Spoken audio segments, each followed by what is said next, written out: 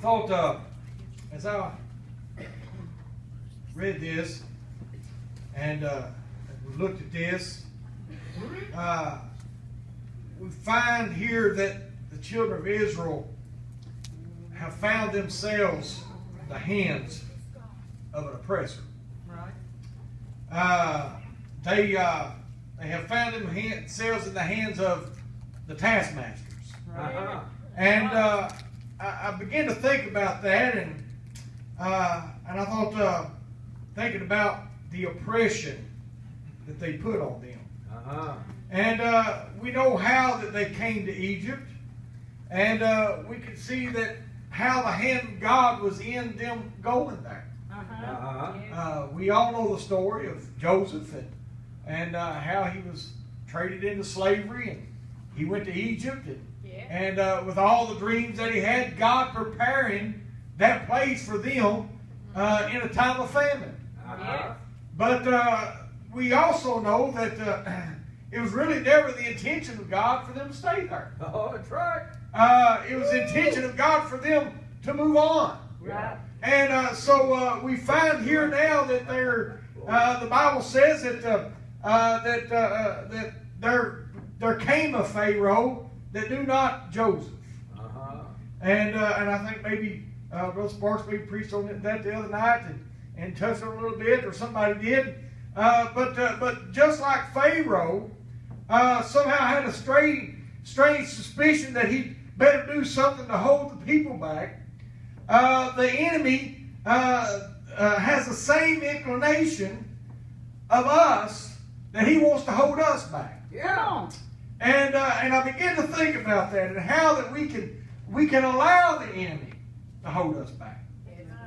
And I thought, he can come and he can oppress us and he can work on our minds. And I thought he can get us troubled, he can get us burdened. But I thought he can also get us so oppressed that we can't press. Come on, son. I remember whenever I was a kid, both my papas plowed with horses, and a lot of kids haven't had the privilege of watching that. But I can remember them hooking up those little horses and plowing, and those little horses worked hard, and I can remember looking at the reins and that they'd have on the horses and all the leather that was there, and I could see it turning white as that old horse would sweat and the salt would build up on it.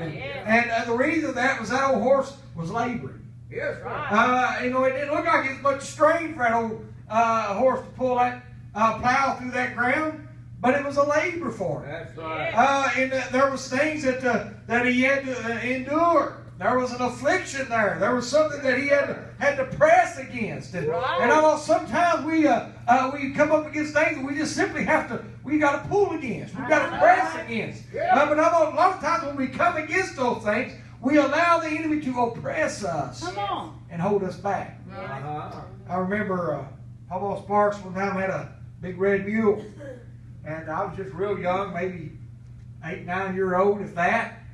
And but he brought it in, and he was aiming to break it to work, and he was trying to break it to ride, and he broke his ribs.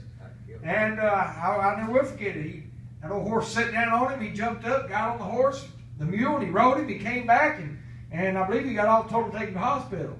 But he was determined to not let that mule realize that he overpowered him. And then they was out in the cutting wood one day, and that old mule, he hooked a sled he built up to him, and they was dragging wood and logs out of the woods with that old mule, and I don't know, something spooked it or what, and that mule took off down through those woods out of control, and the only thing left of that sled was a single tree and the trace chains. I mean, he tore it all to pieces as he went through there, and I thought there was no holding him back. And I thought sometimes we need to be like that old red mule.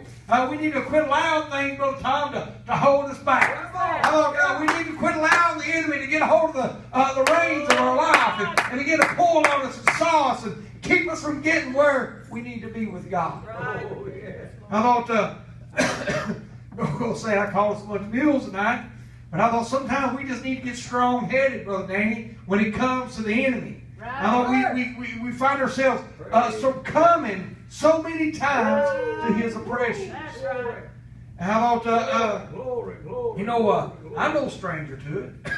I thought I preached several times. I've talked several times about depression, and I thank God that I've never dealt with depression, Sister Marcia. But I do know what oppression is. Come on. I do know what it means when the enemy comes against us and he begins to oppress us down. And I thought, just like depression, oppression can come. It begins to work in the mind. Yes, He begins to control us. He begins to make us think that we're not worthy, that we're no benefit, that there's no use of us even trying. I thought that's what the enemy was doing. And I thought he would try his best to oppress us and pull us down.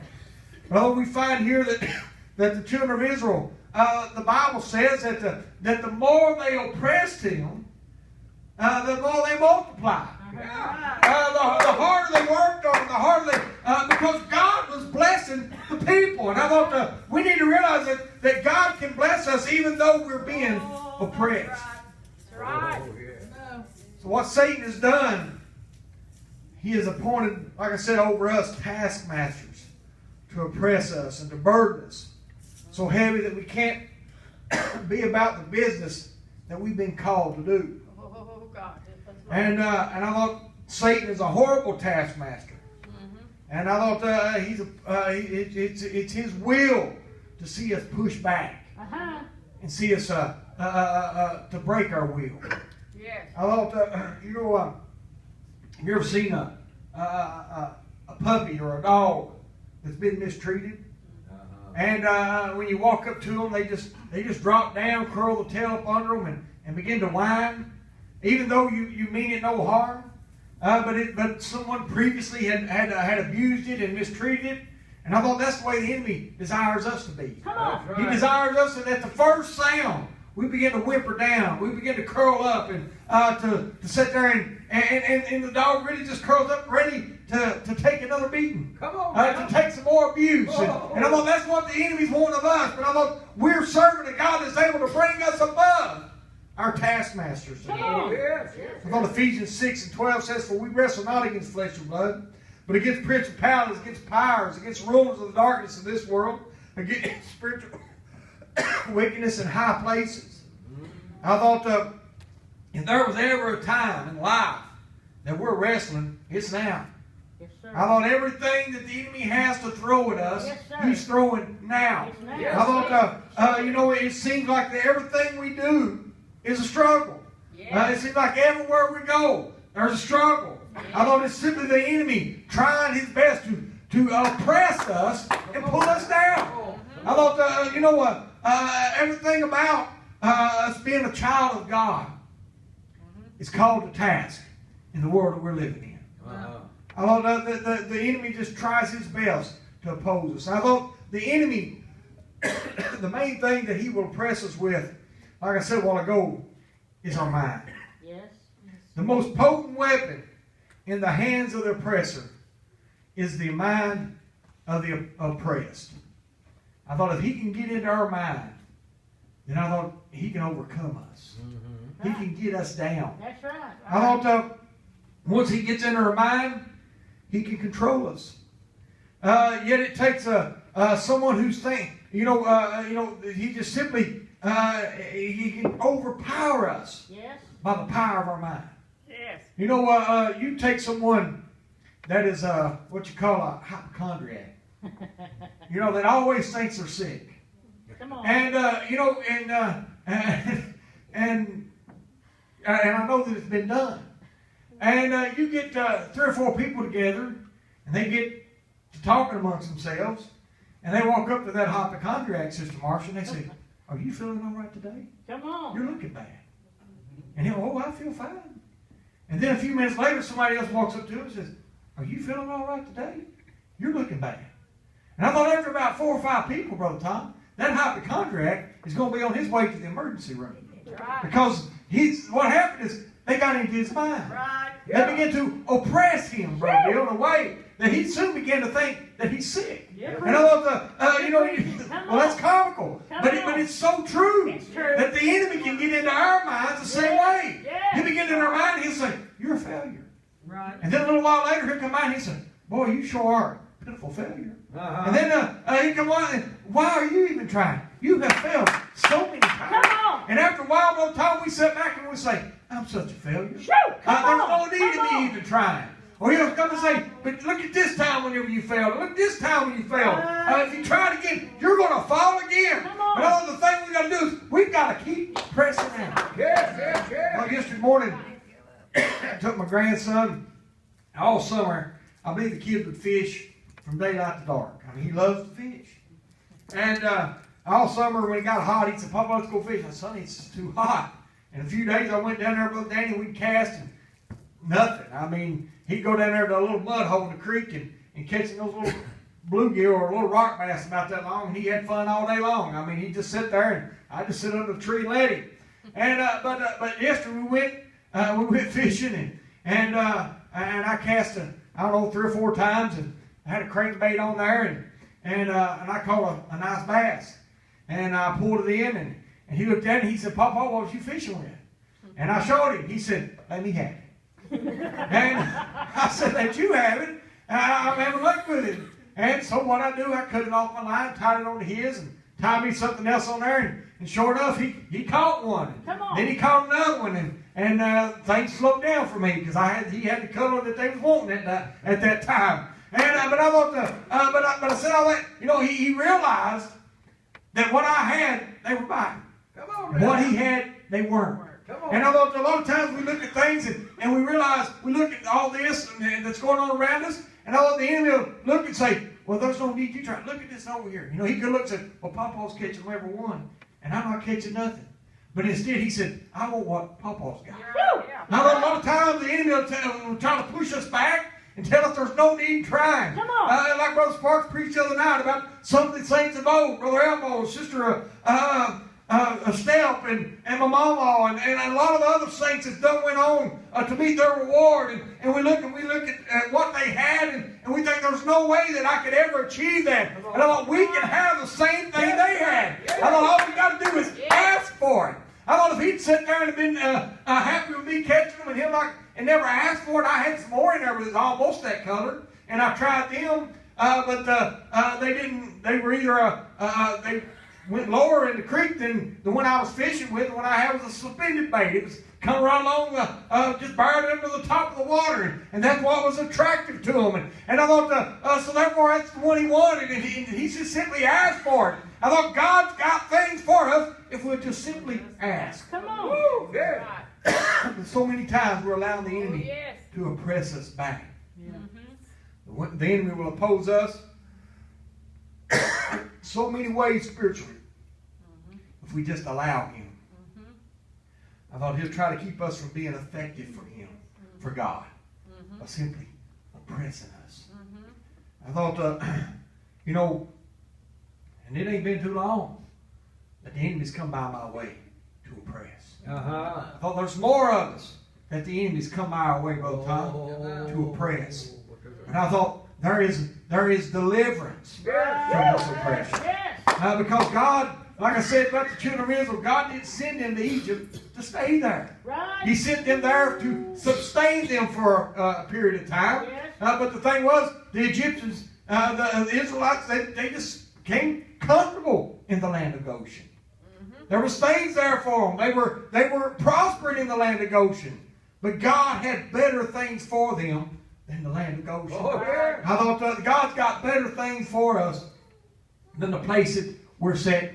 Right. I thought God's got wanting us to press out and do more Yeah. for Him. Yeah. Yes, Lord. Help us, I God. thought if He can, He will press our body. Yes, sir. And I thought, you say, well, can the enemy really oppress our bodies physically? Yes, sir. Look what he did to Job. Yes. Amen. I mean, he came against Job. He took his children. Yes. He took his home. He took all of his livestock. Everything Job had, the enemy took. Yes. And then he comes against Job. And we can find him, I believe it's in the second chapter of the book of Job. We find him sitting in a stack of ashes with a piece of broken potter, scratching a bunch of bulls, because the enemy tried his best to oppress Job back Yes. from giving God the glory. Come on now. And I thought, but we see and we find that Job, not only was he oppressed without losing everything, and he's afflicted in his body, but then his wife looks at him and says, "You might as well curse God and die." His best friends come by and say, "Job, you bound to sin terribly because look at the condition you're in. There's no way that you would be there had you not sinned." But Job knew that he had kept his integrity with God. And I thought he did not allow the enemy to oppress his mind, to get him, he cursed the day that he was born. He wished he'd never been born, but he still knew that he was serving a God that was able to deliver him. And Lord, we're serving a God that is able. Yes, we are. I thought if he can get into our mind and into our body, he'll begin to work on our spirit. Uh-huh. He will. And I thought it's a bad thing when you get your spirit broke. You know, I was talking about the old mule earlier, and I thought the only way that you can ever get a mule or a horse like that under control, Brother Brad's fooled the horses quite a bit, is first thing you got to do is you got to break his spirit. Yeah. I mean, you take, I never forget, we had Laura wanted a horse when she was little, and I bought her a little pony, I don't know, about that tall, and bought the pony, the saddle, and everything for $100. But that's when horses got bad cheap. And but for $100, I mean, the saddle was worth that, and I should have knew something was wrong. And we got the horse caught and loaded, and it was all right as long as you took a child and you set it on that horse, on that pony. If you sat it on the saddle and you guided it, then that horse was fine. But if you put your foot in the stirrup and you tried to throw your leg across it, that little fellow would stand right straight up. And one time of that, Laura hit the ground and she was through with the pony. She didn't want no more of it. And because, if she wasn't willing to break that pony spirit. Come on. And but I sold it to a lady that lived in Irvin, and her little daughter had rode ponies since she was a little thing. And I ran into her one day down at the stockyards, and I just mentioned to her about the pony, and she said, "Oh yeah," said she rides it all the time. Said when the second day we had him, said he drove her off, and said she got back on him and rode him again, and he broke what it was. She broke that pony spirit. Uh-huh. He realized that he had someone that was experienced enough to handle him. Come on. And I thought if we get a hold of God just right, and we get the Spirit of God moving inside of us just right, when that old oppressor comes by and tries to pull us down, and then he realized he's not going to break our spirit. Because we've been in touch with God. We've got more power over him than he has over us. Right. And I thought we can be willing to do things for God. Oh, glory I to thought, God. make a long story short, I got rid of that one and bought her one just a little bit bigger, and thought maybe, I went down to the stockyards knowing nothing about horses. And other than what I'd seen when I was a kid. And they had one there, and it's about the size of one Papa Oliver always had, just a big pony. It wasn't no big horse. She was a nice sized little horse, and real pretty. And I walked down in there in the pens, and there was a man and woman down there fooling with it, and their kids was crawling all over that thing. And they was under his feet and everything. And I thought, man, that's what I need. And I bought it for $100. And the money I got out of the other one, I bought this one. And I loaded it in the trailer. When I went to pull it in the trailer, that thing stood up with me. And I got him on home, brought him home. I think Brother Tom and Sister Kim brought their kids over that night. They was young. And I put them on and let them all over the yard on that horse's back. But the next day, the tranquilizer wore off, Brother Danny. I went out there to catch it. I couldn't catch it. Although we tried to get on it, you couldn't get on it. They had gave it just enough medicine to calm it down long enough to get me to buy it. And I thought, and I thought, but the thing was, it had a spirit, and I wasn't willing to break it. Right. I had 2 or 3 people come and look at it, and they said, "Well, that thing ain't broke." "No, it ain't broke." And finally, someone came and that was willing to fool with it. But I thought, long story short, is we've got to be willing, Yes. and we've got to be steadfast. Yes. We've got to have a spirit strong enough that the enemy ain't going to override us. Come on. We got to be willing to stand strong and not allow the enemy to oppress us continually. Lord. I don't know about you, but I'm tired, Brother Ralph, of being oppressed by the enemy. Come on. I'm tired of the enemy always knocking on my door, Come on. wanting to pull me down, wanting to burden me down. I thought, we've got more power than the enemy has. Right. I thought the enemy will come by and he'll try his best to pull us down, Yes. break us down. Yes. I thought, we're serving a God tonight that's mightier than he. I thought, mightier than anything this world has got. You know, there's a lot of things that come at us, try to pull us down. Lord, help us, dear Lord. And I thought, just as God prepared Joseph Yeah. to help the children of Israel in the time of the drought, to be there in the place that God had placed him, God also prepared Moses to lead them out. And I thought, if we're willing and we can get strong enough, and I thought, you know, the thing about Moses is he came in and he had to get the mind of the people together to follow him. Right. I mean, you know, he was on the backside of the desert when the Lord told him to go and lead the people out. Yeah. So then Moses had to go in and tell them, listen, you've been oppressed long enough. The Lord has sent me to lead you out. Yeah. And then he had to go to Pharaoh and persuade him to let the people go. Yes. But even after he agreed to let them go, we know the story. Pharaoh still desired to oppress the children of God. Yes. But whenever they crossed that Red Sea and Pharaoh decided to go after them, we know that God's parted the water for the children, but he drowned the enemy. And I thought the oppressor doesn't have a chance against the delivering power Come on. of God. That's right. I think it's a song. Help us tonight. I hope I've helped you. I'm not preaching a long time tonight. And I thought, whatever it is the enemy's trying to oppress you with, Come on, son. you can overcome it. Yes, Don't be like the hypochondriac and listen to him and let him tell you that you're not no count, that you Come can't on. fail, that you're Come sick. on. No need you trying and to make you think that you are. Uh-huh. I thought we can overcome. I thought, well, what we need to be is spirited enough that we can say, enemy, you ain't gonna break me. Phew. Because I'm gonna do what God would have me to do. They give us a song tonight. Let's pray. Praise the Lord. Thank you, dear Praise the Lord. Praise the Lord. Praise the Lord. Praise the Lord. Thank you, Jesus. Hallelujah. Hallelujah. Hallelujah. Thank you, Lord. Glory to Thank God. you, Glory dear to God. God. Glory to God.